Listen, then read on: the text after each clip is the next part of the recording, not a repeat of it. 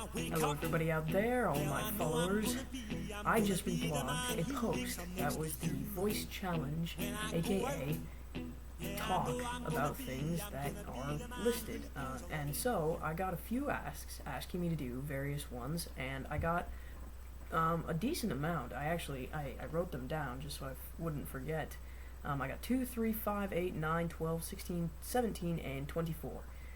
So, much like the last one that I did, I'm going to be making a video out of it, not just doing the voice, because quite frankly, the voice thing, I mean, you've heard me sing, you've heard me talking before, and it's kind of boring. I mean, I like, videos. I like videos. Anyways, so, let's start. The first one I got was number 2, so read the first page of your favorite book. Well, just so happens that I have it right here. Now, yes, it is the movie cover. Don't judge me for that. I think it's gorgeous. And now you probably are going to be listening to words you've heard many, many times, but here you go. Chapter 1, An Unexpected Journey. In a hole in the ground, there lived a hobbit. Not a nasty, dirty, wet hole, filled with the ends of worms and an oozy smell, nor yet a dry, bare, sandy hole with nothing in it to sit down on or to eat. It was a hobbit hole, and that means comfort. It had a perfectly round door like a porthole, painted green and with a shiny brass knob in the exact middle. The door opened to a tube-shaped hall like a tunnel. A very comfortable tunnel without smoke, with paneled walls and floors tiled and carpeted, provided with polished chairs and lots of pegs for hats and coats. The hobbit was fond of visitors. The tunnel wound on, going fairly but not quite straight into the side of the hill, as all the people for many miles round called it, and many little round doors opened out of it, first on one side and then on another. Not going upstairs for the hobbit, no bedrooms, bathrooms, ceilings, pantries, lots of these, wardrobes, he had whole rooms devoted to clothes.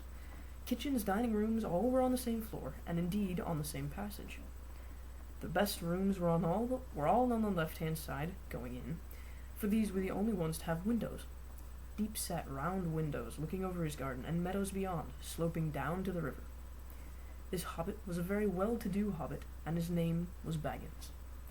The Bagginses had lived in the neighborhood of the hill for time out of mind, and people considered them very respectable, not only because many of them were rich, but also because they never had any adventures or did anything unexpected.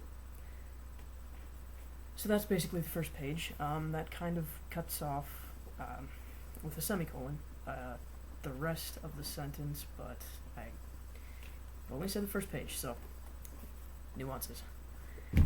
Alright, and so now the next one is number 3, which is read the back of your shampoo bottle. Now, luckily, I thought ahead this time, and I got my shampoo bottle, and it is the Rockaholic Livin' the Dream sulfate-free shampoo plus energy. Exciting.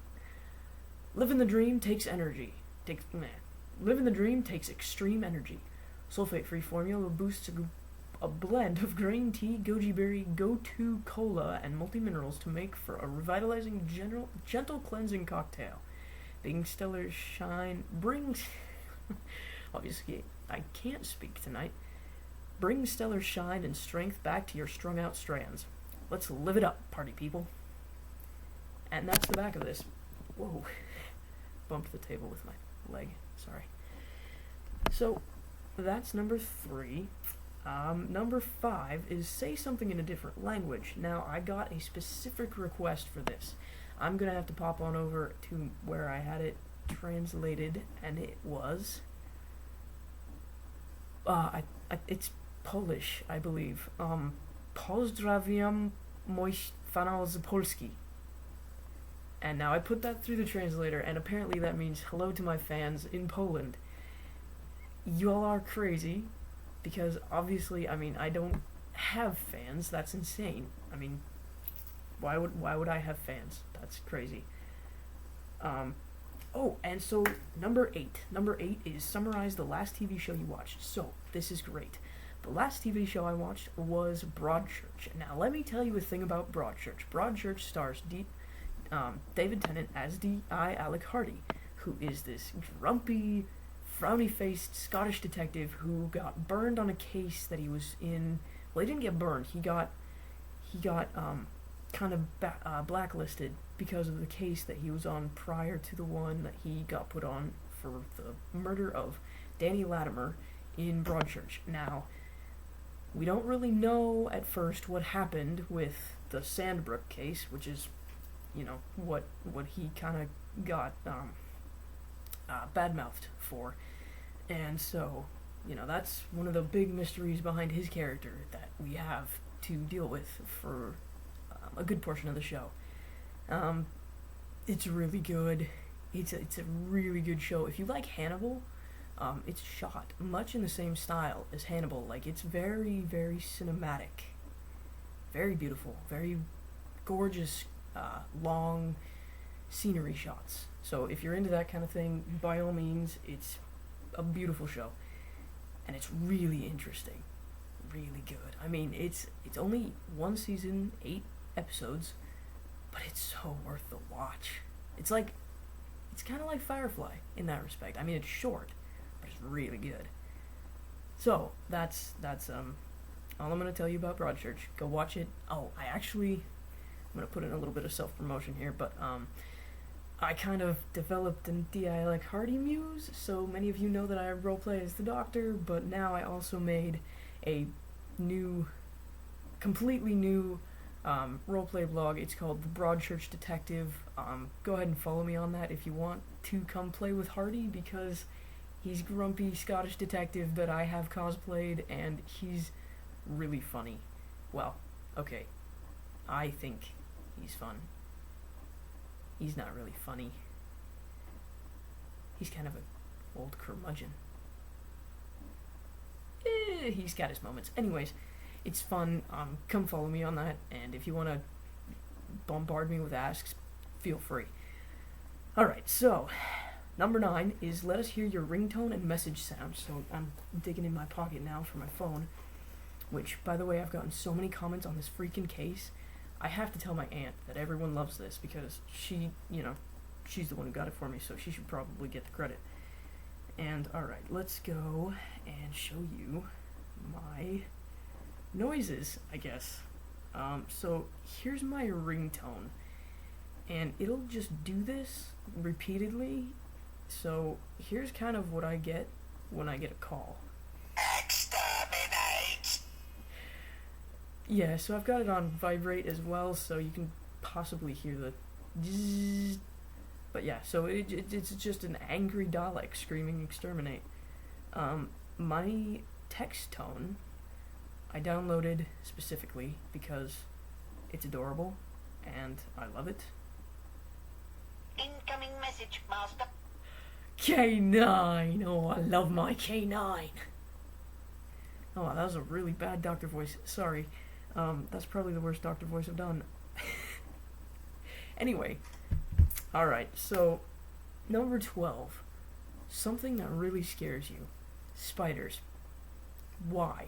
Just, why? My immediate reaction to a spider is but then, immediately following that reaction is and with a burning hatred and you must die or it's gonna, or I'm gonna burn down the house. There's no other option. It's me or you, buddy. And it's gonna be me. I can tell you that. Because you're not living. Not while I'm around. Spiders. Why? I mean, I understand why they eat all the little tiny nasty little bugs. Otherwise we'd be severely, way in over our heads. But seriously, I mean, come on. Can't frogs do that? I love frogs. Frogs are brilliant. I have 2 frogs, actually. Their names are Sam and Dean. I got them like 4 years ago. They were Hallmark frogs. Yeah, literally. My mom got them for me from Hallmark. They were supposed to live a year. You can't kill the Winchesters. I don't care if they're frogs. Just can't kill the Winchesters. Anyway, alright, so 16. Jim the Web Spinner, I blame you. Turn-ons. Turn-ons. I really don't know. Ooh, yes I do. Passion. If somebody is ridiculously passionate about something, like if they're just going on and on and on and on, like I can ramble for hours about like history or medical things like first aid and crap like that. Musculature, oh, it's gorgeous. I don't know why I think it is. It just is. Musculature and musculoskeletal system is a beautiful thing. I could ramble on and on and on about it. Also, compartment syndrome is probably the creepiest thing you'll ever see. Yeah. Look that up if you're in for a horror-filled night. But yeah, so people just like being really passionate about something and just really getting into it and really, listening to that is super awesome. It's super fulfilling. Listening to someone who's bearing their soul, telling you so much about what they love, and it is just a gorgeous thing. So I guess, that's one of my biggest turn-ons, is being passionate about something. I think it makes somebody absolutely gorgeous. Turn-offs is the immediate one following that, number 17, and I would have to say not nativity, but ignorance and the unwillingness to learn. The unwillingness to learn is the part that really gets me, because it's just so ugly when you hear somebody who's just like, I don't understand this, and I don't want to understand this. Why? Is there something wrong with you? Like, did you get burned about this in the past, or why are you being such an asshole? I mean, can't you give somebody a chance? I don't know. That's just me. Turn-offs. If somebody's being an ignorant asshole and they don't want to change it. Alright, so 24 is the last one I'm going to do, and it is sing a song. So let's put my iPod on shuffle and see if I can't sing a bloody song. Because, as you know, some of you know me just because I sing songs. So let's see. Whoa, okay, Sweet Child of Mine. No, I can't. Sadly, I cannot hit Axl Rose's range.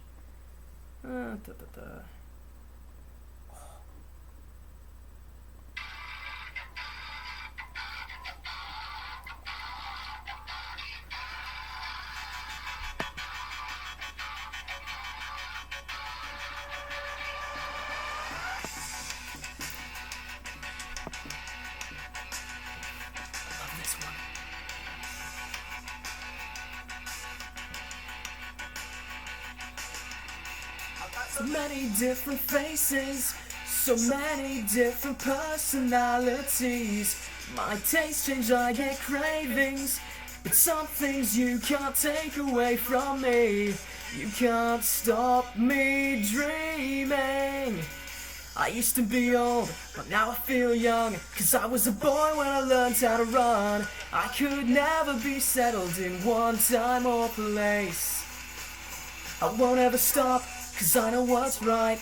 Get in my way, I will burst into light. I'll keep dying and living and changing my ways.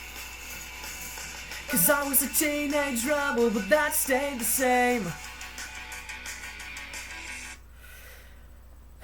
Alright, well, not the full thing, 'cause it's a bit long. But anyway, this has been basically, a voice challenge, and I hope you enjoyed it. Allons-y!